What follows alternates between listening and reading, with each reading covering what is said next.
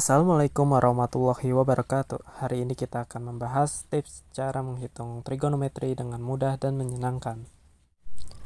Oke, langkah pertama yang harus kalian lakukan adalah menyiapkan tangan kanan Anda.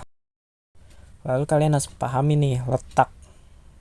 Untuk letaknya sendiri, cos itu selalu berada di jempol.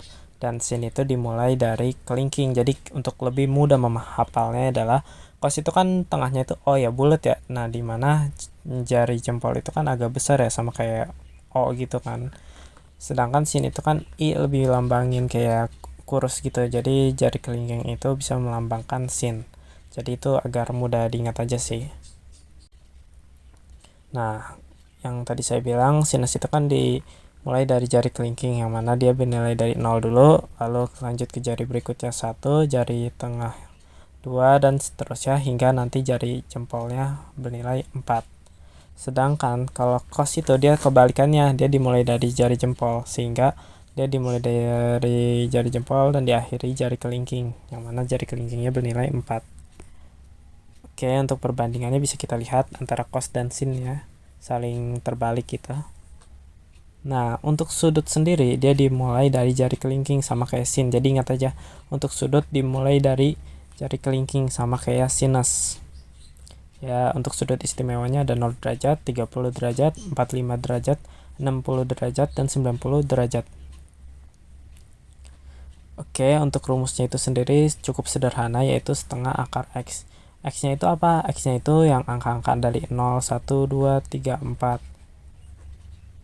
Oke, biar lebih paham lagi, kita masuk ke contoh soal. Misalnya kita punya cos 60 derajat.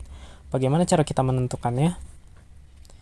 Oke, kita gunakan rumus yang sudah ada, yaitu setengah akar X, di mana 60 derajat untuk cos dia berada di jari telunjuk yang bernilai 1.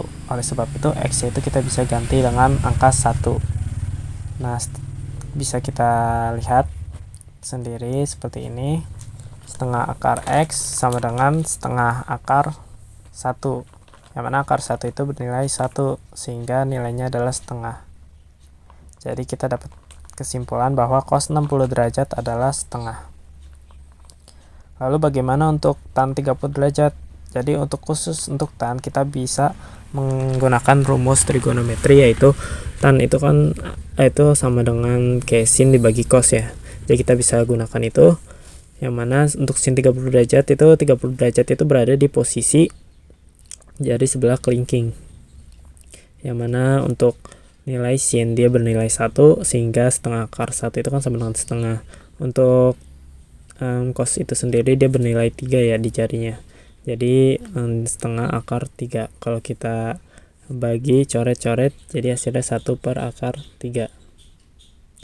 Nah, dimana kita bisa irasionalkan dengan mengkali akar 3 per akar 3, sehingga kita dapatkan sepertiga akar 3. Jadi kita dapat simpulkan bahwa tan 30 derajat adalah sepertiga akar 3. Oke, untuk melatih ke pemahaman kalian bisa uji coba untuk soal-soal ini, agar kita bisa lebih paham lagi gitu, dan lebih terlatih untuk cara yang mudahnya ini. Nah, lalu bagaimana jika sudut istimewanya itu melebihi 90 derajat ya? Oke, konsep pertama kalian harus menentukan tanda apakah dia negatif atau positif. Lalu bagaimana kita tahu dia itu bernilai positif atau negatif? Oke, kita harus memahami yang namanya kuadran. Kuadran sendiri terdiri dari kuadran 1, kuadran 2, kuadran 3, dan kuadran 4. Yang mana kuadran 1 itu sendiri itu dimulai dari 0 derajat hingga 90 derajat. Kuadran 2 dimulai dari 90 derajat hingga 180 derajat. Kuadran 3 dimulai dari 180 derajat hingga 270 derajat, dan kuadran 4 dari 270 hingga 360. Dan dia akan terus berulang gitu, jadi dia akan sama gitu. Mau dia habis 360 kan, kalau kita tambah 90 derajat, maka dia terbalik lagi, berulang lagi. Jadi dia akan bernilai positif negatifnya akan sama. Nah, untuk kuadran 1 dia itu bernilai positif untuk semuanya. Maksudnya kayak nilai sinus itu udah pasti positif, cos juga positif, tan juga positif. Nah, untuk kuadran 2 dia hanya sinus yang positif, sisanya itu negatif. Jadi nilai untuk di antara 90 derajat dan 180 derajat itu hanya sin yang positif. Selain sin dia negatif. Nah, untuk kuadran 3 hanya tan yang positif dan kuadran 4 hanya cos yang positif. Cara untuk mudah menghafalnya adalah sebagai berikut. Jadi kita misalkan lebih mudahnya itu dibaca jadi semua sindikat tangannya kosong. Itu agak lebih mudah aja sih. Oke, untuk konsep kedua kalian harus melihat bilangan terdepannya apakah dia berupa ganjil atau genap dan menjumlahkan dua bilangan yang terdepan. Oke, kita mungkin agar lebih paham kita lanjut ke soalnya saja. Oke, untuk soal pertama itu kita punya sinus 135 derajat. Nah, angka pertamanya kita perhatikan angka terdepannya. Angka terdepannya itu kan 1. 1 itu kan merupakan bilangan ganjil ya. Oleh sebab itu kalau kita dapat bilangan ganjil, maka sinus itu akan berlawanan dengan cos. Jadi kalau sinusnya itu depannya angka ganjil, maka kita ganti menjadi kosinus. Tapi bagaimana kalau depannya genap? Kalau depannya genap, maka dia tidak akan berubah. Kalau dia sinus, ya dia tetap sinus. Kalau dia kosinus, ya dia tetap kosinus. Seperti itu. Lalu apa yang berikutnya kita lakukan? Yaitu menjumlahkan dua bilangan terdepan. Jadi di sini kan ada 135 ya. Depannya itu kan 1, terus yang bilangan keduanya itu 3 ya.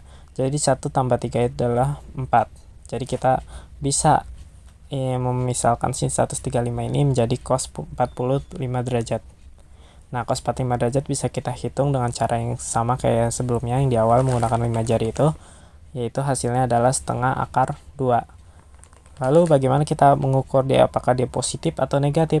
Nah, kita lihat angka 135 derajat itu berada di kuadran 2, yang mana nilainya ya sin itu bernilai positif. Sehingga kita dapat bahwa sinus 135 derajat adalah setengah akar 2. Berikut ini untuk latihan soalnya. Ada 10 soal. Semoga membantu. Terima kasih.